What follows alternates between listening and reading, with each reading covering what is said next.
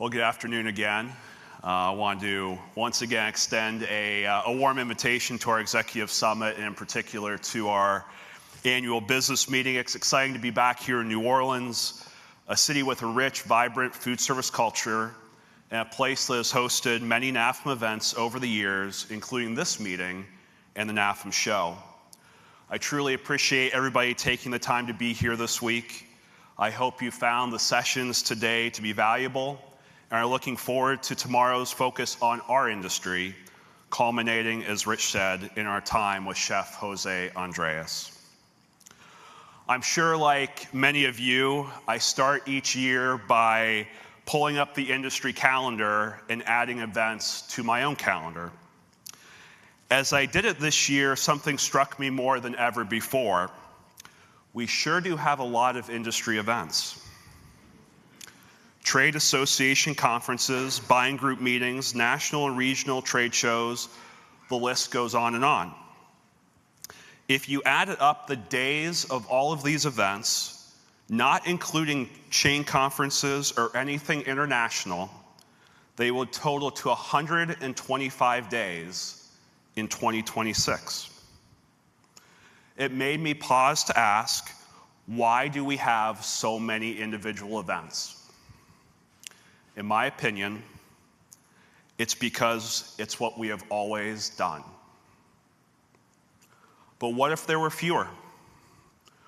What would you do with the time and resources that you'd get back? Would you use to be more meaningful in your own business? And would it make the select events where we do come together that much more impactful? I do realize the irony of raising these questions from the podium of one of these very conferences, and I don't pretend to have all the answers. But I do know this. As we move into the back half of this decade, it's clear we need to think and act differently. It is healthy to step outside of our comfort zones.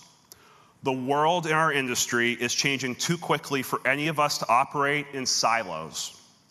No single person, no single organization has the experience, the capital, or the global reach to navigate these changes alone.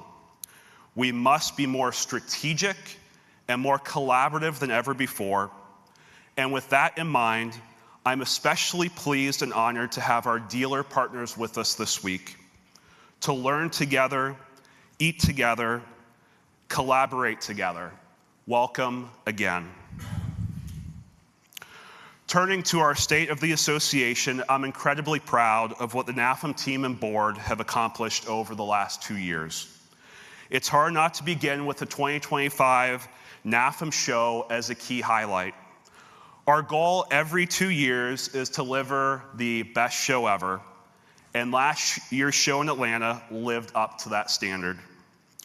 We welcomed just over 10,000 non-exhibitor attendees, including a 10% increase in operator attendance compared to 2023. What's Hot, What's Cool made a successful return, showcasing more than 42 innovative new products. And for the first time ever, the NAFEM show floor hosted the U.S. Culinary Open, featuring some of the best chefs from around the world. And we capped off 3 incredible days with a sold-out NAFEM party at Mercedes-Benz Stadium featuring One Republic. It was certainly an unforgettable way to start the year. Beyond the show, I continue to be extremely proud of NAFEM's social purpose campaign and our partnership with Feeding America that Rich just highlighted. One of the most meaningful aspects of this campaign is how it brings all of our members together, combining national-level support with matching donations and volunteer hours contributed locally by our member companies. And as Rich just shared, to have 70 member companies that have contributed $5 million or 50 million meals since inception is something that all of us within the NAFEM community and our members should be proud of, and the impact that we've had on families, children, and seniors across the country. 2 years ago in Savannah at this meeting, I said that Charlie Serrata and Felicia Jager were the 2 busiest people in the world of NAFEM, leading our advocacy issues or initiatives. 2 years ago, or 2 years later, it's still true. In addition to their work on energy and environmental standards, regulations, taxes, and trade at both the national and state level, their plate soon filled with yet another T word, tariffs.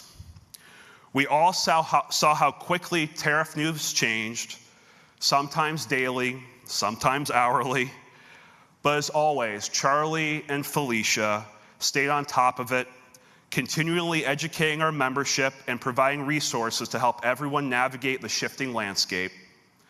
I also encourage all of you to visit the What We're Watching section of the NAFEM website to see the broad range of issues we continue to track on behalf of our members. Charlie and Felicia, thank you again for everything you do.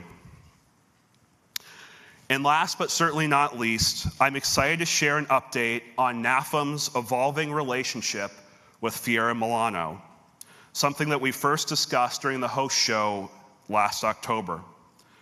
As of last Thursday, I'm proud to announce that our partnership with Host is now formalized in a signed strategic agreement.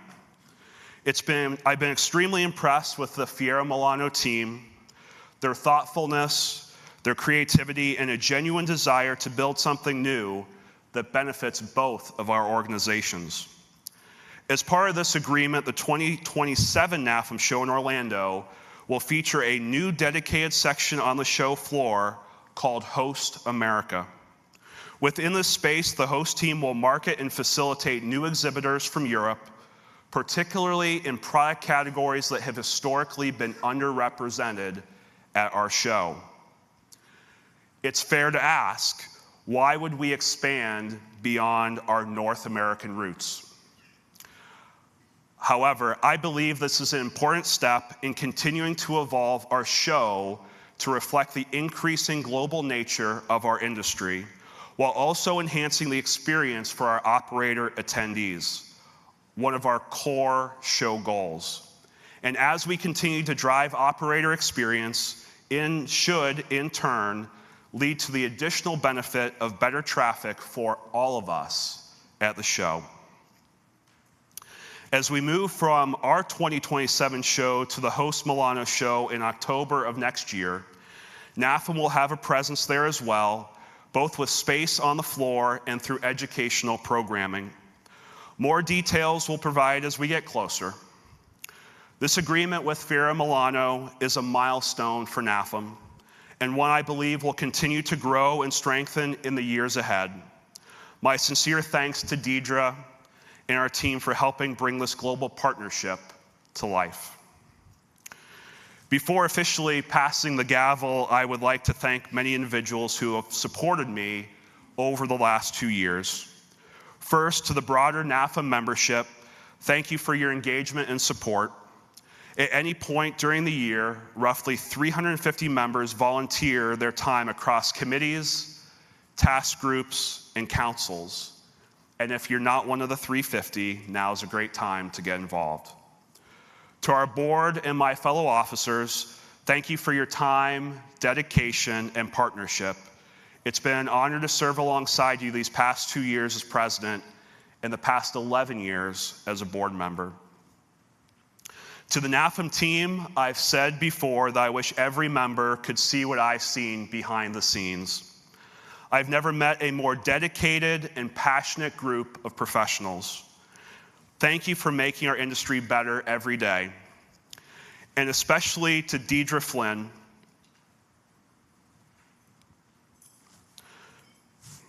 your leadership is the steady constant as presidents, officers, and boards rotate through. We all owe you a tremendous debt of gratitude for your guidance, your vision, and your friendship. And thank you especially for not choosing to retire during my presidency.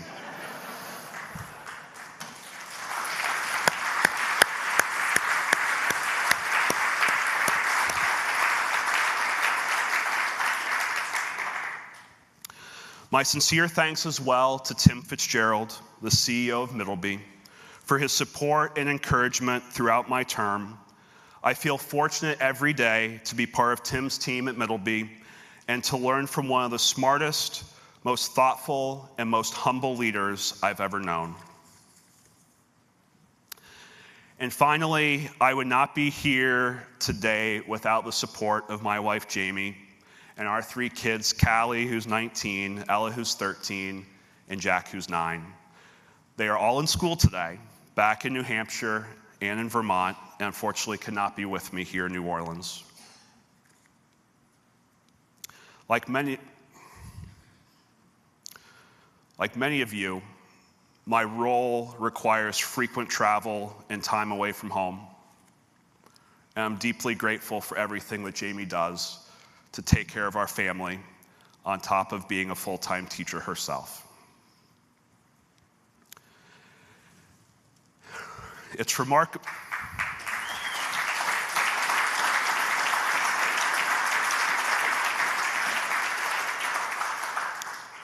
It's remarkable how quickly time passes, as it feels just like yesterday we were in Savannah. 4 years ago, when Rich Packer became president and I became president-elect, it was the moment the reality of becoming NAFEM president truly set in. I'll be honest with you, at that time, I strongly considered stepping away. I was worried about balancing my responsibilities at NAFEM with my evolving role at Middleby. Being NAFEM president is an honor, but I didn't want to do it without giving it the time and attention it deserves. I'm grateful to Deidre and to Eva-Marie for their support during that period, but especially to my friend Rich Packer for his counsel and encouragement to stay the course. And now that my presidency has come and gone, I can say without question, it's been one of the best experiences and honors of my career. Thank you, Rich.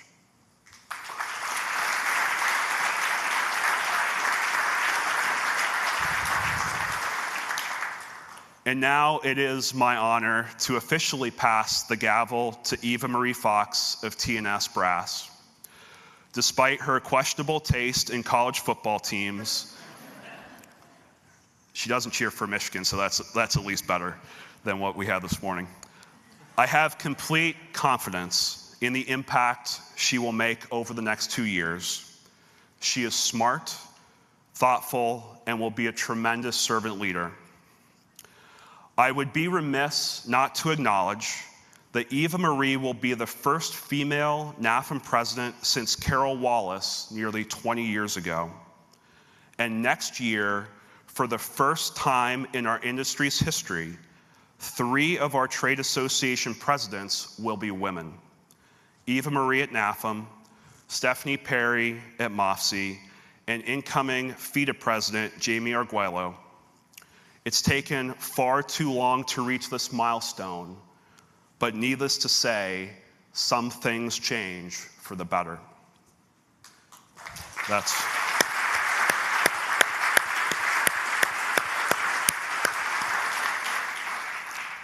And with that being said, please join me in welcoming and congratulating Eva-Marie Fox as she becomes the 53rd president of NAFEM.